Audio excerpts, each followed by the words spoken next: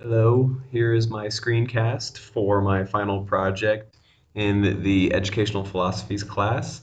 It's all about design. The title of the project is Designing Experience, Middle School Leadership Saves the World.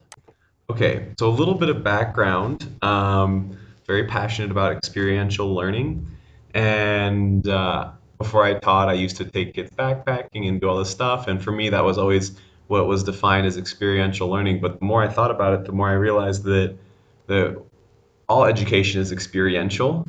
And what makes education experiential is when emotion is involved, right? Those things that you remember most are those things that give you some kind of emotion, excitement, disappointment, scared, funny. Those are the things that you remember, and those are experiences. And every class has those, whether the teacher knows it or not. And so I think that it's a really powerful tool that we can use to leverage to teach students.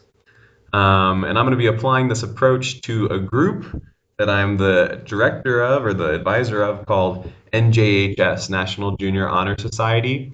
And in this group, we have about 20 to 30 members from ages 12 to 15, and it's all about leadership and service. And we do different projects with like the food bank and helping out the fifth graders as they transition to middle school and all different kinds of stuff like that. Okay, and so I want to take NJHS to the next level and do it through experiential learning. So here's the problem. The NJHS group is it's really come a long way, but there's still something missing. There's still this kind of the students I don't think really self-identify as leaders and they don't they're not really working autonomously and independently of me. A lot of times I give them a project or an idea and I tell them to run with it. But what I'd really like is for them to take that initiative on their own and be able to kind of start to think independently and try new things and take risks. Okay, and so the solution is I want to develop a leadership identity in the middle schoolers through experiential education. So what is experiential or leadership identity? So I want them to be more conscientious of decision making. Who makes decisions? Why do we make the decisions? When is it a decision that I need to be making, Mr. Yu, as the director? When is it that they can be making their own decisions? When is it they need to be asking the other people in the group? I want to talk about autonomy. Leadership is autonomous, and if you're always waiting for me to tell you something's okay, then that's kind of holding you back from your leadership potential. And then action. I really want to drive home the idea with these students that leadership is about action. It's about taking an idea and making it a reality. And how that can happen in a lot of different ways. But at the end, action and taking ideas and making them reality. What makes a true leader. Okay. So the plan. Here's the plan. What? So I want to have a 4-day leadership workshop with the students, and this is kind of how it would be set up. And I'm going to change slide format and everything like that. But here's the first day of the workshop. The overview is like I do a welcome. We would do a team building exercise. I'm still trying to think what would be the best one. I've got a couple that I've done, like the human knot and like one that involves PVC pipes and marbles and having to move them from one place to another.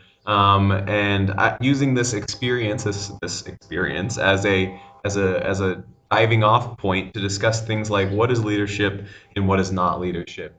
Because a lot of students bring these ideas of what leadership is as like the authoritarian, the person who is directive, the person who tells other people what to do. And while that's part of leadership, leadership looks different in a lot of different ways. It means listening, and it means knowing who to ask for help, and being dedicated and being consistent and being kind, and all these things are also leadership. And I want to make sure that with this that the objective of this workshop would be to kind of bring that to their attention and value those qualities that aren't necessarily traditionally what students would associate with being a leader. Day two, we would reflect on the previous day's idea, and then we would do the leadership compass. Not sure if you've heard of this before, but you can you can group people into four different leadership styles or personality types, sort of.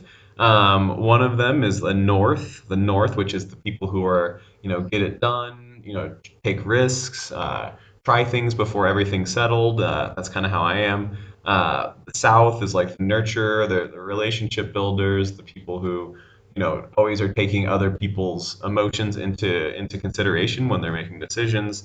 The East, which are like the visionary people, the people that hash out details, they think long term. West, it's like the people who are really detail oriented and maybe don't take risks as much. And so we'd go through that activity where we would group, students would self group into one of these four groups, and they would have them discuss, why are they a part of that group? What are the strengths and weaknesses of that group? And just kind of, again, hitting on this idea that there's a lot of different types of leadership, and that really you need all four to be an effective organization.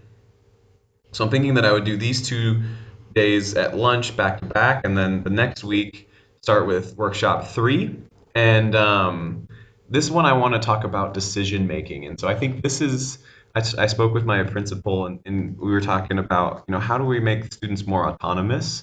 And really, it's an issue of decision making.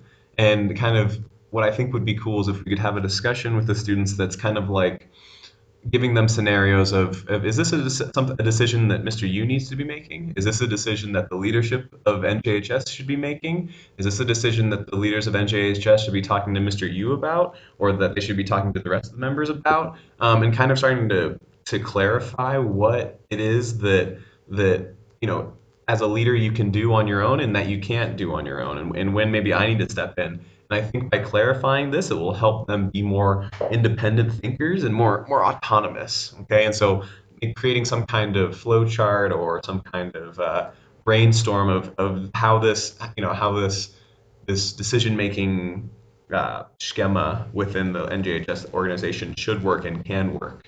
Okay, so making that more clear. The last day I think would be we would review all the previous days and then give the students some tools of leaders.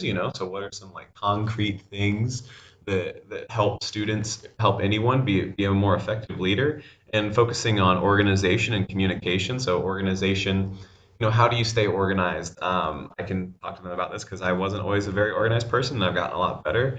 And it's because I do certain things like to-do lists and calendars.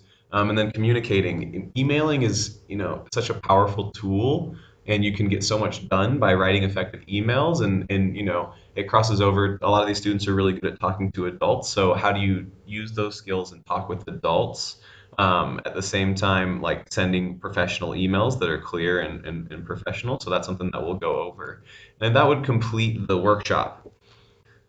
So who would participate? This would be members of NJHS. Anyone in NJHS would be is more than welcome to participate, but especially those that think they're interested in being the president, vice president, secretary, treasurer, or one of the project leaders, and just so that they can, it's training sort of. And I think it would be a good grounding to do for those students. And I think it would be a nice time to do it at the end of the year when things are kind of winding down, because we would have all of our new members, and we would have gotten to know those new members of NJHS. But I think it's an opportunity for a student to distinguish themselves before they have the elections, and really start to develop this identity of leadership even before they decide to run for one of the positions.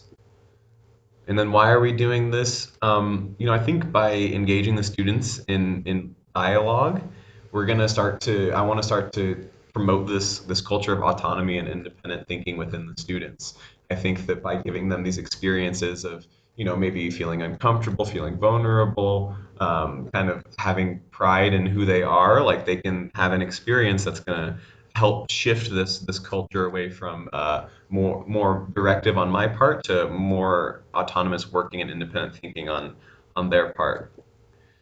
Some of the concerns, I'm a little worried that some of these ideas maybe are a little bit that aren't age appropriate, because I think we can have these discussions, but really how do we make someone autonomous? Is it appropriate for them to be completely autonomous? Where do you draw the line for, what is appropriate for them to be doing on their own versus what is appropriate? When do I need to step in? I think that's a little bit of a gray area, and so that could be a concern.